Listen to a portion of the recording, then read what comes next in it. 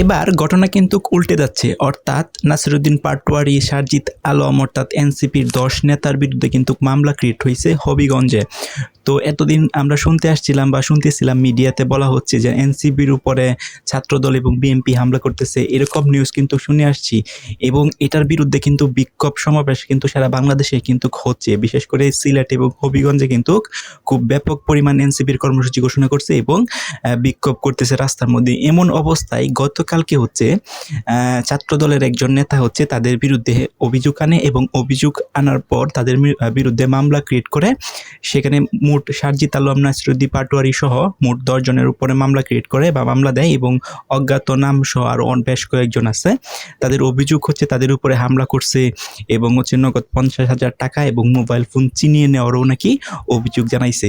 So রাজনীতির খেলা কোন দিকে ঘুরে যাচ্ছে সেটা কিন্তু বলা যাচ্ছে না। সো এখন নাসিরুদ্দিন পাটোয়ারি, সারজিৎ আলম এবং এনসিপির যে কেন্দ্রীয় নেতাগুলো আছে এবং প্রথম সারির যে নেতাগুলো আছে, তারা কিন্তু হচ্ছে এখন খুবই ক্রিটিক্যাল একটা সিচুয়েশনে আছে। কারণ তাদের উপরে যে হামলা হয়েছে সেটা কিন্তু সত্য, একবার না দুইবার কিন্তু তাদের উপরে হামলা হয়েছে এবং তাদের যে গাড়ি বহর আছে সেটা কিন্তু ভেঙে দেওয়া হয়েছে। এবং বিশেষ করে সারজিৎ আলম যে গাড়িটাতে ছিল সেই গাড়ির দেখবেন পিছনের যে গ্লাসগুলো আছে সেগুলো কিন্তু টোটালি একদম ভেঙে দেওয়া হয়েছে। এবং হচ্ছে এর আগেও কিন্তু নাসিরুদ্দিন পাটোয়ারির উপরে কিন্তু হামলা করা হয়েছে।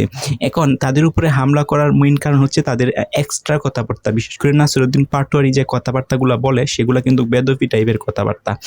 এবং এনসিপির যে কর্মসূচি আছে, এনসিপি মনে করছিল যে তাদের যে কর্মসূচিগুলো আছে সেগুলো প্রপারভাবে সুন্দরভাবে হচ্ছে তারা অনুষ্ঠান পালন করতে পারবো, কিন্তু সেটা কিন্তু পারতেছে না। ইভেন তারা হয়তো বা এটাও আশা করছিল যে তারা যদি ছাত্র জনতাকে ডাক দেয় তাহলে হচ্ছে একযুগে সারা বাংলাদেশে যত স্টুডেন্ট আছে সবাই রাস্তায় নামবে এবং তাদের সাথে এক হয়ে বিক্ষোভ সমাবেশ করবে। কিন্তু বিষয়টা কিন্তু আমরা এরকম দেখতেছি না, কারণ এখন রাস্তার মধ্যে যারা বিক্ষোভ এবং সমাবেশ করতেছে তারা হচ্ছে এনসিপির যারা সদস্য তারাই কিন্তু আছে, এর বাইরে কিন্তু একটা স্টুডেন্টও নাই। কারণ স্টুডেন্টদের দিকে এখন দিন তারা ডাক দেয় তারা কিন্তু পাচ্ছে না।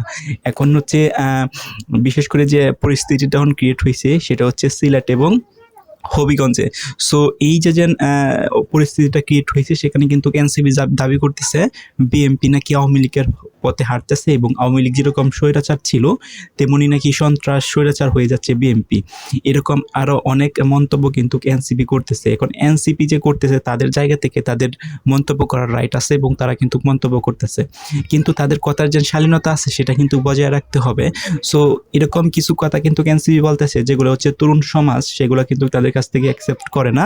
এবং তরুণ সমাজ তাদের কাছে, বিশেষ করে নাসিরুদ্দিন পাটোয়ারির কাছ থেকে যে ধরনের কথা তরুণ সমাজরা শুনে সেটা কিন্তু অ্যাকসেপ্টেবল না, তার কথার মধ্যে কোনো শালীনতা কিন্তু খুঁজে পাওয়া যায় না।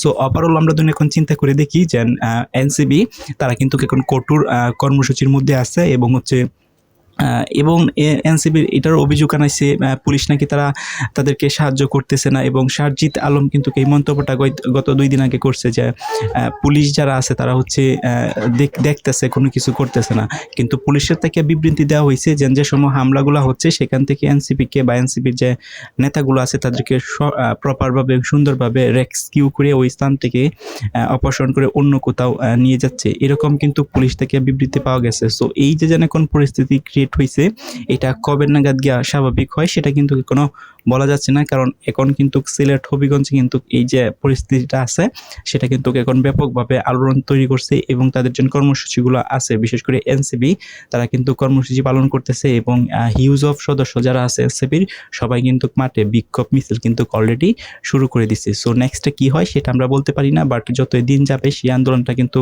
হয়তো বা আরও প্রকট হওয়ার সম্ভাবনা আছে।